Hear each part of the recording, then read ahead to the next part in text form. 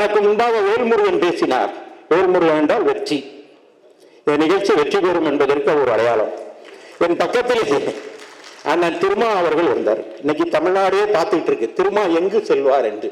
இங்குதான் இருக்கிறார், உங்களோட தான் இருக்கிறார். நான் அரசியல் பேச வரவில்லை, வழக்கறிஞர்கள் எங்கு இருந்தாலும் அங்கு வருவார் என்று சொன்னேன். அவருக்கு தெரியும், அவரும் வழக்கறிஞர். ஆனால் திருமா நம்மோடு தான் இருக்கிறார், அவர் நம்மோடு தான் இருப்பார். நல்லவர்கள் இருக்கா இருப்பார். நான் வருகிற போது சிக்னலில் ஒரு ஆட்டோ டிரைவர் என்னை பார்த்து வணக்கம் போட்டு கேட்டான், எங்கே போறீங்கன்னு கேட்டான்.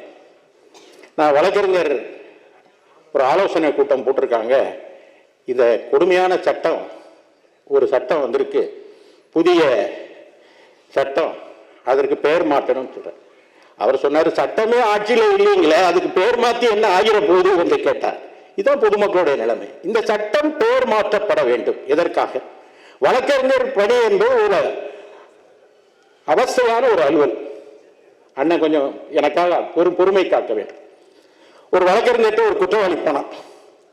ஐயா, என் மேல ஒரு திருட்டு வழக்கு போலீஸ் தேடுறாங்க, நீங்க தான் பெயில் போடணும். வழக்கறிஞர் பெருந்தன்மையானவர். சரி போட்டுடலாம், ஃபீஸ் என்னோடது, இது வழக்கு டெய்லி நீதிமன்றத்துக்கு நான் கூடும்போது சரியா வந்துடணும், வக்காலத்தில் கையெழுத்து போட்டு போ என்று சொன்னார். உடனே அவர் சொன்னார், கிளைண்ட் சொன்னான், சரி வைக்கலையா, ஃபீஸ் காசா கொடுக்க முடியாது, என்னிடம் ஒரு நல்ல கறவை மாடு இருக்கிறது, அது ஒரு நாளைக்கு காலையிலும் மாலையிலும் சேர்த்து 2 படி பால் கறக்கும், அந்த மாட்டை உங்களுக்கு தந்து விடுகிறேன் என்றார். வழக்கறிஞருடைய மனைவி பின்புகட்டில் இருந்து, பேசாம ஒத்துக்கோங்க, காஃபிக்கு ஆச்சு என்று சொன்னார். வழக்கறிஞரும் பெருந்தன்மையா, சரி அந்த மாட்டை கொண்டு வந்து கட்டிடு என்று சொல்லிவிட்டு வக்காலத்தில் கையெழுத்து வாங்கி அனுப்பிச்சிட்டார். ஜூனியர் வந்து சொன்னாரு, சரி எல்லாம் சரி, போலீஸ் ஸ்டேஷன் சொல்லியாச்சு, எல்லாம் என்ன வழக்குன்னு சொல்லுவீங்க என்று கேட்டதற்கு, பஸ் ஸ்டாண்ட்ல இருக்கிற அந்த கிளைண்ட பிடிச்சி ஐயா கூட்டிட்டு வர சொன்னார், வக்கீல் கூப்பிட்டு வர சொன்னார்னு அவரை கூட்டிட்டு வந்து கேட்டு, ஏம்பா உன் மேல என்ன வழக்கு இருக்குன்னு நீ சொல்லலையே என்று சொல்லணும். பக்கத்து வீட்டுக்காரன் பால் மாட்டை காணும்னு ஒரு வழக்கு கொடுத்துருக்கான், அதுல என்ன தேடுறாங்க சுவாமி என்று சொன்னான். இதனால வழக்கறிஞர் தொழில்ங்கிறது ஒரு அவஸ்தையான அலுவல். அப்படிப்பட்ட வழக்கறிஞர்கள் தொழிலே இன்றைக்கு இந்தி திணிக்கப்பட்டிருக்கிறது. இந்தி திணிப்புங்கிறது அன்றாடம் பெய்கிற அமிலமலை, விட்டு விட்டு பெய்கிற விஷமலை, தொழுதாலும் விடாத தோரமலை என்றான் கவிஞன். 28 மாநிலங்கள், 9 யூனியன் டெரிட்டரிகள் இந்தியாவில் இருக்கிறது. அதுல 9 மாநிலங்களிலும் 2 யூனியன் டெரிட்டரியில தான் இந்தி இருக்கிறது. ஜனநாயகத்தில் மிகுதியாக இருக்கிற எண்ணிக்கையில் அதிகமாக இருக்கிறது தான் தலைமை தாங்க வேண்டும். எனவேதான் பேரறிஞர் அண்ணா அவர்கள் பாராளுமன்றத்தில் இந்தி திணிப்பை எதிர்க்கிறோம் என்று சொன்னார். அப்போ பாராளுமன்றத்தில் ஒரு எழுப்பி கேட்டாராம், இந்தியாவில் அதிகமாக பேசுகிற மொழியாக இந்தி இருக்கிறது, அந்த இந்தியை நீங்கள் ஏன் ஏற்றுக்கொள்ளக்கூடாது என்ற போது பேரறிஞர் அண்ணா சொன்னாராம், இந்தியாவில் அதிகமான பறவையாக காகம் இருக்கிறது, ஆனால் தேசிய பறவையாக ஏன் மயிலை வைத்திருக்கிறோம் என்று கேட்டார். அதனாலதான் அவர் பேரறிஞர் என்று அவரை அழைக்கிறோம். இன்றைக்கு இந்த சட்டத்திற்கு சங்கீதா, சுரக்ஷா, திரிஷா என்று எல்ஐசி பாலிசிக்கு பெயர் வைக்கிற மாதிரி பெயர் வைத்திருக்கிறார்கள். இது அவசியமா? ஒரு மொழி 348 ஆர்டிகல் 348 என்ன சொல்கிறது? அரசியலமைப்பு சட்டத்தினுடைய 348வது பிரிவு சொல்கிறது, language to be used in supreme court and high court shall be in English. இது சட்டம். அப்படின்னா இங்க எங்க இருந்து இந்தி வந்தது, எங்க இருந்து சமஸ்கிருதம் வந்தது? ஒரு 21,000 பேர் தான் இந்தியாவில் சமஸ்கிருதம் பேசுகிறார்கள். அந்த 21,000 பேர் பேசுகிற மொழியை நம்மிடம் திணித்தால் அதை எதிர்க்க மாட்டோமா? எதிர்க்கிற மாநிலமாக தமிழ்நாடு முதலில் இருக்கும். அதைதான், அதற்கு சாட்சியாகத்தான், வாழும் சாட்சியாகத்தான், உயிருள்ள சாட்சியாகத்தான் இத்தனை வழக்கறிஞர்கள் இங்கே குழுமி இருக்கிறதை பார்க்கிறோம். தலைவர்கள் எல்லாம் வந்திருக்கிறார்கள். ஆக அந்த மொழியை என்றைக்கும், திணிக்கப்படுகிற மொழியை என்றைக்கும் எதிர்த்து போராடுகிற சக்தி தமிழ்நாட்டிலே இருந்துதான் குரல் எழும்பும். அந்த சட்டத்தில் இன்னும் அதிக கொடுமையான காரியங்கள் இருக்கிறது. 90 நாள் வரை அவர்களை கஸ்டடியில் வைக்கலாம் என்று இருக்கிறது. இது டிகே பாசு ஜட்ஜ்மெண்ட்டுக்கு எதிரானது அல்லவா? ஹேண்ட் கப் போடலாம் என்று இருக்கிறது. அதாவது அதுலயும் வித்தியாசம். பொருளாதார குற்றம் புரிந்தவர்களுக்கு ஹேண்ட் கப் கிடையாதான், மற்ற கிரிமினல் லால வரவங்களுக்கு மட்டும் ஹேண்ட் கப்.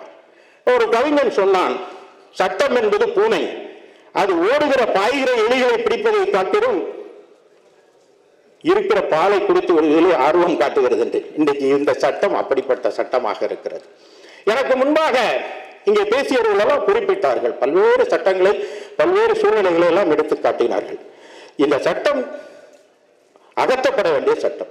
நான் கூகுளிலே தேடி பார்த்தேன், இன்றைக்கு என்ன சிறப்பு நாள் என்றால், உலகத்தில்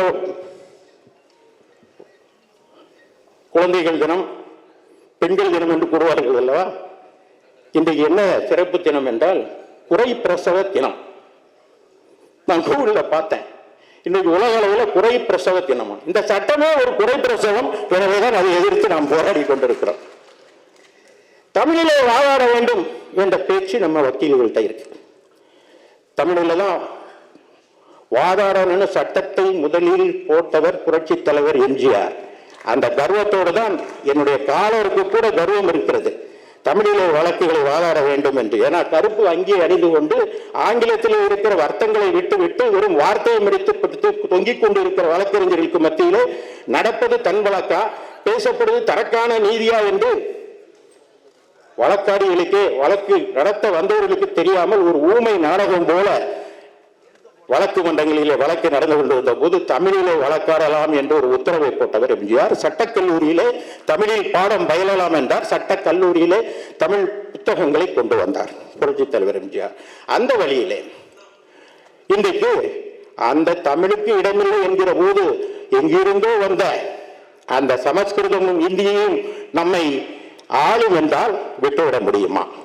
நான் பார்த்தேன், இந்த வழக்கில் முதல்ல என்னையா வழக்கு போட்டாங்க என்று பார்த்தால், கமலா மார்க்கெட் அருகே, அதாவது டெல்லி காவல் நிலையத்தில், ரயில் நிலையத்தின் பக்கத்திலே கமலா மார்க்கெட் என்ற பகுதியில் ஒரு வழக்கு போட்டிருக்காங்க.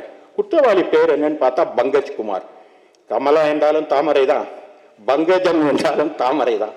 நான் அரசியல் பேச வரவில்லை, நான் அதிக நேரம் பேச வேண்டும் என்று வந்தேன். ஆனால் அண்ணன் திருமாவளவன் அடுத்து ஒரு நிகழ்ச்சியில் கலந்து கொள்ள வேண்டும், எனக்கு முன்பாக நீங்கள் பேசுகிறது எனக்கு வழிவிட்டு பேச வேண்டும். நாங்கள் திருமாவளவனுக்கு வழிவிடத்தான் காத்திருக்கிறோம், வழியோடு காத்திருக்கிறோம். பாதகம் செய்பவரை கண்டால் நாம் பயங்கொள்ளலாகாது பாப்பா, மோதி மிதித்து விடு பாப்பா, அவர் முகத்தில் உமிழ்ந்து விடு பாப்பா. அண்மை செய்திகளை உடனுக்குடன் தெரிந்து கொள்ள இணைந்திருங்கள் இயம்நாடு தொலைக்காட்சியுடன்.